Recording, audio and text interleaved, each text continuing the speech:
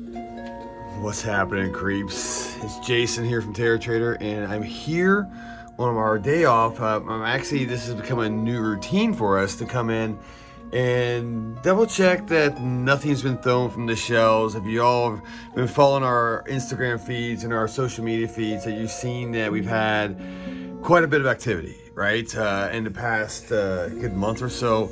Actually a little bit over that, but it's increased in the past month. We're about every 2 to 3 days, something's getting launched off our shelves. You guys see me post a lot of this stuff in the recent weeks. In the past weeks here.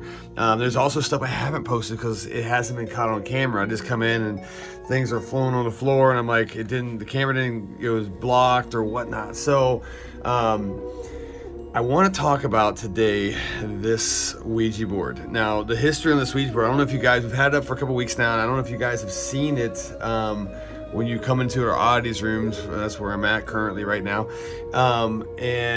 This Ouija board has a pretty incredible history and a very spooky history. And I'll make this kind of short because I want you to watch at the end of the video the actual testimonial from the person who actually surrendered us to this. So that being said, yes, back in May 2022, recently, a couple months ago, we had a lady and her partner come in with this sack. It was a pillowcase. It was a zipped up pillowcase, and I'm like, okay, something's up here.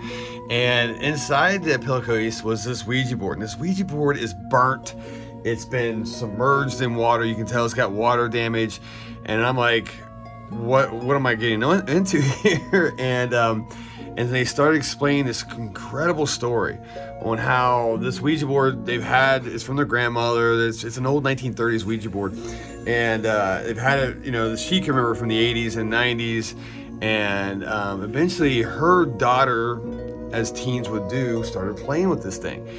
And whatever, it is what it is. But they said within that year they started hearing, things running down the hallway, voices, stuff getting knocked off shelves, and which, yes, I mean, if you study any demonology, that's kind of, a little bit of classic startup of infestation, right? Your 3 stages of demonic possession. And I'm not saying there's demonic possession happening, but we do go into the next stage, and because her daughter became severely depressed. Her straight A student son, I guess started failing, quit school, got heavy into drugs, tattooing symbols all over his body, his face, and all types of crazy stuff. And then the father of these kids, her former spouse, left them, and then within leaving them 2 days later, he died in a car accident. So all this was happening within like a year's time frame.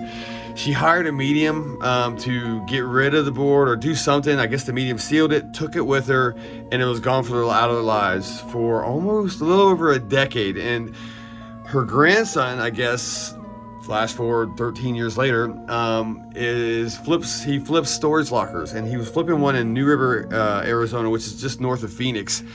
And I guess this is what he found in one of the storage lockers. Now, since I guess the medium has died, and maybe that's where it ended up, regardless, the son didn't know the history of this board and brought it back into their lives. And as soon as she seen it, it was game over. She came in. It was no negotiating, I guess, when she came in. She's like, either you take it or I'll find someone that can. I need this out of my life. And of course, whatever we can do to help. I have now put this in the oddities room. It is encased in this glass case now with the actual story, and the story has come from her. I had to write everything down, but I have fixed her punctuation. That's the only thing I did. So it's basically almost word for word of what she has actually told me. And is this causing all the drama in our store? I don't know. We have a lot of stuff in here that could be causing it. We've kind of ruled out a lot of stuff. The suicide sign, which you can see videos on that previous in our YouTube and obviously Instagram videos. I've kind of ruled that out because I don't think that's giving us any trouble. But is this giving us issues? I don't know. I need to bring in someone professional. I am not a professional. I need someone to take a look at this thing and do their magic. But I want to share the story with you guys. I want you to come in, check this thing out.